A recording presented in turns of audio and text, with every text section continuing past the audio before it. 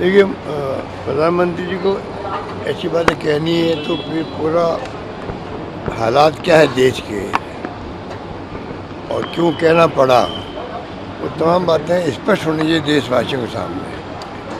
खाली उन्होंने कह दिया वे सोना मत खरीदो या विदेश मत जाओ, उसकी आलोचना ही बहुत हो रही है और मीडिया वाले आलोचना कर रहे हैं।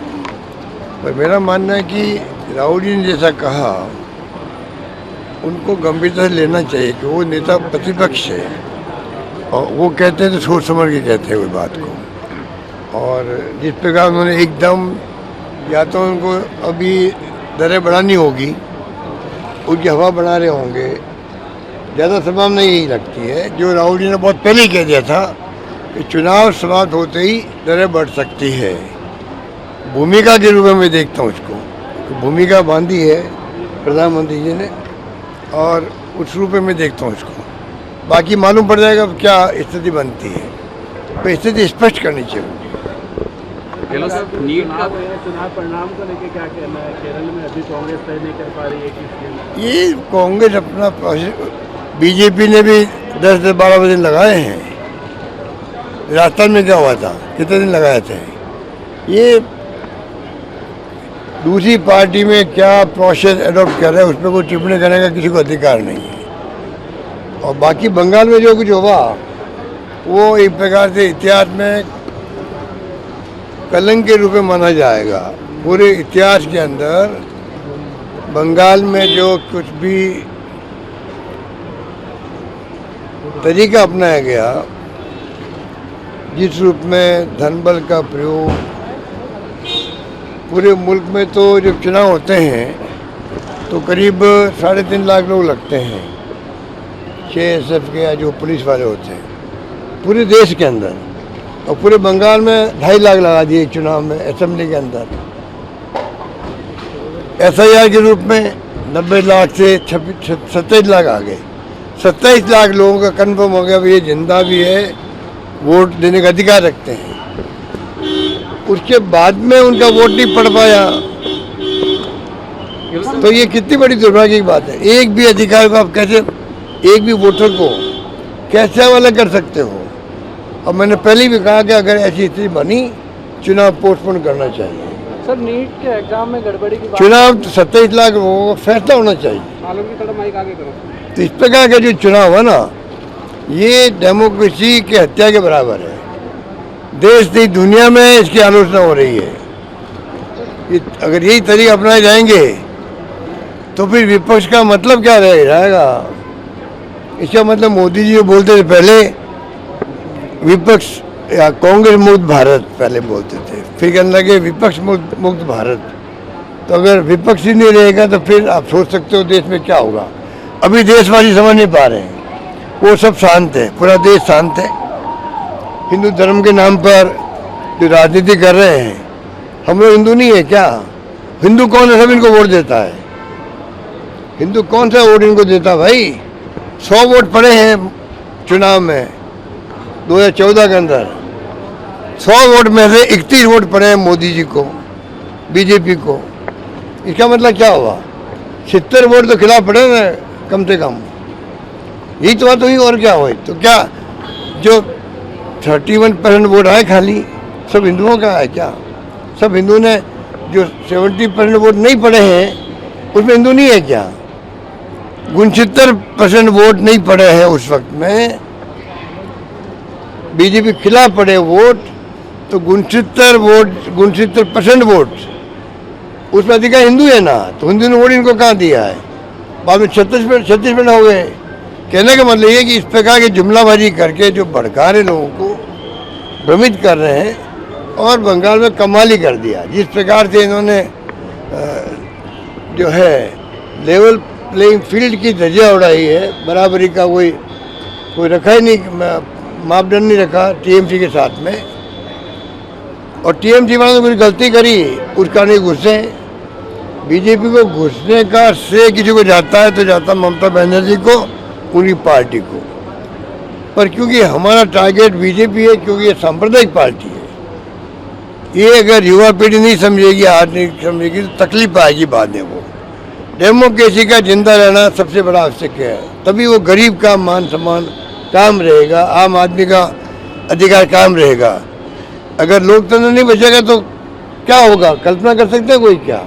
सर विपक्ष का 3 मई को सब एकजुट होना चाहिए, इंडिया गठबंधन को वापस से खोलना। बिल्कुल, इंडिया गठबंधन को मजबूत बनाना चाहिए और वक्त आ गया है बीजेपी बनाम ऑल पार्टीज, बीजेपी बनाम ऑल पार्टीज को एक होना चाहिए, निजी स्वार्थ छोड़ने चाहिए, रीजनल पार्टी है उनको भी आगे आना चाहिए, सबको निजी स्वार्थ छोड़ के देश को बचाने का सवाल है। अब ये खाली कांग्रेस बीजेपी की बात नहीं रही है, बंगाल की बात नहीं रही है, ये पूरे मुल्क को बचाने का सवाल है। पूरे मुल्क की जो लोकतंत्र परंपरा हमारी है, जिसका पूरा दुनिया में एक नाम है, उसकी धज्जियां उड़ रही है, ये बहुत खतरनाक है। इसलिए बीजेपी के सामने तमाम पार्टियों को एकजुट होना चाहिए। इस सांप्रदायिक पार्टी जो है, इनके मंसूबे पर पानी फेरना चाहिए, उसमें सबको एक होने की आवश्यकता है। वक्त आ गया, वक्त आ गया। 3 मई को नीट का एग्जाम हुआ था, नीट का एग्जाम हुआ था, उसको लेकर भी काफी सवाल खड़े हुए हैं। नीट का जो एग्जाम हुआ है 3 मई को, उसको लेकर अब सवाल पहले OMR का सीट का हुआ था, क्या हुआ, दबा दिया इन्होंने, इनके खुद के लोगों के नाम आ रहे थे उसके अंदर, ये क्या हो रहा है। अभी मैंने सुना 30 सारे लोगों को इन्होंने अवैध रूप से हिरासत में ले रखा, अवैध रूप से। अरे भाई कार्रवाई करो, उन्होंने बेईमानी करी तो FIR दर्ज करो, कार्रवाई करो, क्यों नहीं करते हैं? जानबूझ के कांग्रेस सरकार को बदनाम करने के लिए, जबकि कांग्रेस ने जो नौकरियां दी थी उस वक्त में जम के हमने नौकरियों के लिए अवसर प्रदान किए थे। पेपर लीक अगर हो गया मान लो तो हमने कार्रवाई करी, पेपर इमीडिएटली बिना देरी के हमने पेपर को ही हमने रद्द करके वापस। अभी 10 दिन पहले एग्जाम हुआ है नीट का, मेडिकल भी संदेह मालूम मेरे को, उसी में बात कर रहा हूँ ना, उसी में लोग पकड़े गए हैं, पकड़ लिए बैठा दिए। FIR दर्ज क्यों नहीं करते हैं?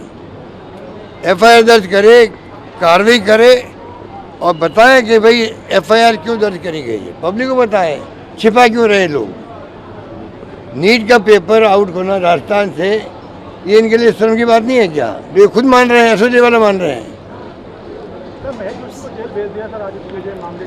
मैंने उसके बारे में बोल चुका हूँ मैं कि 5 बजे सुबह जाके उठा के ले आए, वो कौन भाग रहा था क्या? वो ED ने बुलाया उनको, ED के वहाँ गए, 2-3 दिन उनकी पूछताछ करी, अरेस्ट कर लिया। ये बुला लेते, बात करते, बात तो करते कम से कम, उनके बयान लेते। अब इमीडिएटली इस प्रकार से धमकाओगे, डराओगे, तो ये नहीं भूलना चाहिए कि ये सत्ता में कोई परमानेंट नहीं रहने वाले लोग, इनको गलतफहमी है। कोई भ्रष्ट है, करप्शन किया कांग्रेस राज में, आप कार्रवाई करो, सजा सुनिश्चित करो, हमें कोई एतराज नहीं है। कोई हो भले व्यक्ति, कोई व्यक्ति किसी के कितने भी नज़दीक हो, वो छोड़िए उसको। आप तो पता कीजिए भाई कौन करप्शन किया, कहाँ किया है, ईमानदारी से जांच करवाओ, उसके बाद में आप कार्रवाई करो, वो सज़ा मिले सुनिश्चित करो, सब कुछ करो, हमें कोई एतराज़ नहीं है।